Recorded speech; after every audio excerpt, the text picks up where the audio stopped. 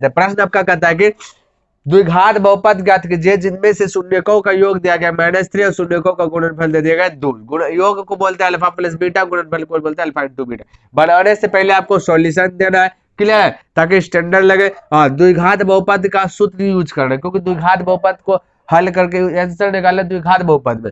तो द्विघात बहुपद का सूत्र पता है, x square minus alpha plus beta into x plus alpha into beta. X square minus तो माइनस अल्फा प्लस बीटा का वैल्यू दे दिया गया -3, तो -3 एक्स तो एक्स प्लस तो plus alpha into beta value दिया गया 2, तो 2 एक्स स्क्वायर तो x square minus into minus plus हो जाएगा 3 गुना एक्स, तो 3x हो जाएगा +2। ये आपका आंसर आएगा, क्लियर। तो इसको मिटाते हैं और नेक्स्ट प्रश्न को बढ़ा दिया गया।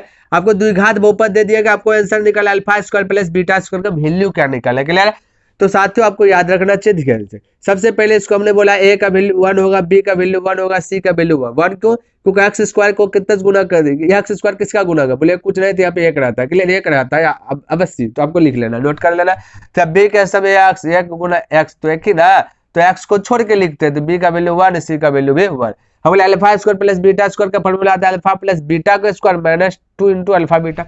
ये कहाँ से आया साथियों? तो हमने बोला कि आपको पता होगा, बचपन में पढ़े होंगे, ए प्लस बी का होल स्क्वायर, है ना, 7, 8, 9 इस सब में पढ़ चुके होंगे। तो ए प्लस बी का होल स्क्वायर, तो A square plus B square plus 2ab, इस दोनों को फॉर्मूला नहीं दिया, इसको फॉर्मूला दिया, तो माइनस ए बी के स्थान पे अल्फा बीटा बैठा दे, आगे फॉर्मूला, क्लियर है। तो यहाँ पे हमने बोला ये चीज फॉर्मूला आता है alpha square plus beta square का, ये फॉर्मूला आता है। अब देखिए हाँ, अल्फा प्लस बीटा का भी तो फॉर्मूला आता है -b/a होता है ना, तो यहाँ पे हमने वो चीज लिख दिया, माइनस ये पावर 2 तो पावर 2, माइनस तो -2 तो 2। अल्फा इंटू बीटा का भी फॉर्मूला आता है c/a, क्लियर है। तो यहाँ पे हमने लिखा, अब क्या कर दिए, पुट कर दिया, यानी वैल्यू को बैठा दिए। बोले बी ये माइनस तो माइनस, बोले बी का वैल्यू 1, यानी सब 1 है, तो कोई दिक्कत नहीं। ये माइनस तो माइनस, बी का वैल्यू 1, ए का वैल्यू 1, स्क्वायर तो स्क्वायर, माइनस तो माइनस, 2 तो 2, सी का वैल्यू भी 1, ए का वैल्यू 1, यहाँ पे देख लीजिए ना। तो वही चीज बैठा दे, 1 गुना 1 लिख के गुना कीजिएगा, माइनस माइनस 2 हो जाएगा प्लस में, तो यहाँ हो जाएगा +1 माइनस तो माइनस 2 गुना 1 तो 2। अब 2 में 1 घटेगा तो -1 बचेगा, क्योंकि बड़ा -2 है और 2 के आगे बड़ा है, तो यहाँ पे माइनस में आएगा, ठीक है। तो यदि इसमें माइनस होता है तो प्लस आ जाता है, क्योंकि बड़ा हो जाता है 2 का आगे प्लस आ जाता है, क्लियर है। तो यहाँ पे alpha square plus beta square का फॉर्मूला आंसर क्या निकल गया, -1, क्लियर है। तो आइए साथियों इसको भी मिटाते हैं, इसको शॉर्ट में भी देख लेते हैं, क्लियर है। तो यहाँ पे ये चीज आपको दिया गया था, तो हमने बोला ए का वैल्यू ए भी हो जाएगा, बी का वैल्यू बी हो जाएगा, सी का वैल्यू सी होगा। हम बोला कि इसको पहले उतार लीजिए, इम्तिहान से उतार लीजिए ना कोई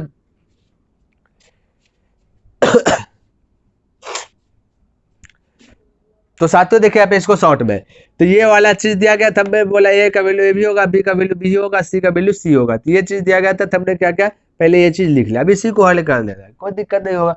हाँ बोले दो कैल्शियम लीजिएगा तो अल्फा बीटा होगा, तो बीटा से बीटा कट जाएगा, बचेगा अल्फा, अल्फा गुना अल्फा, तो अल्फा स्क्वायर बचेगा, प्लस तो प्लस, ये अल्फा से अल्फा भाग दीजिएगा कैंसिल हो जाएगा, बचेगा बीटा, बीटा गुना बीटा, तो बीटा स्क्वायर हो जाएगा, क्लियर। इक्वल तो इक्वल, तो हम बोल सकते हैं alpha square plus beta square का फॉर्मूला हमने पढ़ा, क्लियर है। तो बोले alpha square plus beta square का फॉर्मूला आता था अल्फा प्लस बीटा का whole square -2 alpha beta, clear है। यहाँ पे अल्फा बीटा, अब अल्फा प्लस बीटा का भी फॉर्मूला आपको पता होना चाहिए, -b/a, स्क्वायर तो स्क्वायर, माइनस तो माइनस, 2 तो 2, अल्फा इंटू बीटा का भी फॉर्मूला याद होना चाहिए, c/a होता है, क्लियर है। तो ये चीज लिख लिया, अब बस इसी को हल करना है, क्योंकि यहाँ पे ए का वैल्यू ए भी है, बी का वैल्यू बी है, सी का वैल्यू सी है, तो ये वही चीज बैठा हुआ है ना।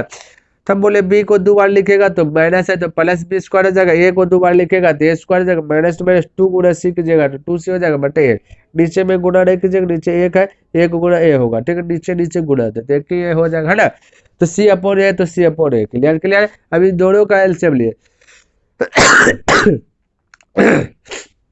क्योंकि भिन्न का घटा है, क्लियर है। तो ए स्क्वायर का एलसीएम हो जाएगा ए स्क्वायर, क्योंकि जो बड़ा रहता है वो एलसीएम होता है, क्लियर।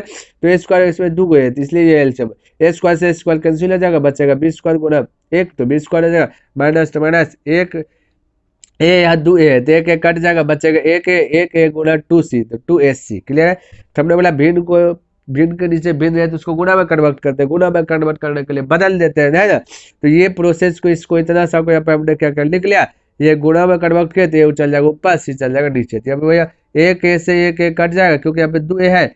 अब बचा क्या चीज, बी स्क्वायर माइनस 2ac, ये नीचे में ए और गुना सी ac, ये आपका आंसर आ गया, क्लियर है। तो साथियों चलिए इसको मिटाते हैं और नेक्स्ट प्रश्न को देखते हैं, मैं देख लेते हैं। देखिए साथियों ये प्रश्न दिया गया, आपसे पूछ दिया गया कि गुणनखंड विधि से हल करें, तो कोई दिक्कत नहीं, घबराना नहीं, तो गुणनखंड विधि कहता है फर्स्ट इंटू लास्ट, तो हमने फर्स्ट इंटू लास्ट का 3 गुना 2 6x², तो 6x²। अब बोले इसको दो खंड में विभाजित कर देना, बोले √6 गुना √6 के, क्यों क्यों देखिए नहीं समझ में आया ना, तो यहाँ √6 है ना, तो √6 को तोड़ देना दो भाग में, क्लियर है। तो बोले √6 गुना √6 की जगह तो 1 6 हो जाएगा, फिर -1x, यहाँ पे एक लिखे ना लिखे बात बरोबर है, हमने दिखाने के लिए, ताकि -1 -1 -2 हो जाएगा, √6 तो √6 हो जाएगा, क्लियर। यानी एक आम दो आम, आम में तो रही जाता है ना, आम में थोड़े ना दो और आम हो जाएगा, नहीं तो भाई √6 ही रही जाएगा, क्लियर। तो गुणनखंड विधि कहता है कि फर्स्ट गुणा करके पूरा दो 6 और जोड़ के घटा करके पूरा दो, ये वाला चीज तो आपका गुणनखंड विधि फॉलो कर गया है ना, क्योंकि गुणनखंड करके हल करें। अब देखिए क्या करें, इसको लिख ले, इसको गुणनखंड किए तो ये वाला प्रोसेस आया था ना, -2√6 को ये भी लिख सकते हैं -√6x -√6, क्योंकि इसको तोड़ दिए थे, ठीक है, इस प्रकार से लिखे। अब बोले कि 3x² माइनस ये वाला चीज, हम बोलिए ये 3x को एज्यूम कीजिए कि ये 3√3 गुना √3 है, क्योंकि देखिए यहाँ पे कॉमन आ रहा है, समझने का प्रयास कीजिए, क्योंकि 3 को हम बोल सकते हैं √3 गुना √3, ठीक है।